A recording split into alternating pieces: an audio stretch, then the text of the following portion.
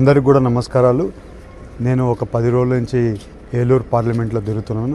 అన్ని పక్క కూడా సంక్రాంతి సంబరాలు మొదలయ్యాయి.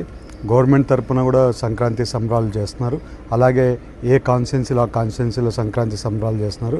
ముగ్గు పోటీలైనా కానీ, అలాగే ఎద్దు పందాలైనా కానీ, ఎద్దుల ప్రదర్శనలైనా కానీ చాలా వరకు కాన్స్టిట్యున్సీలలో ఈ పండగ వాతావరణం చాలా బాగుంది. ఈ పండగ రోజు అందరికి కూడా భోగి అలాగే సంక్రాంతి శుభాకాంక్షలు.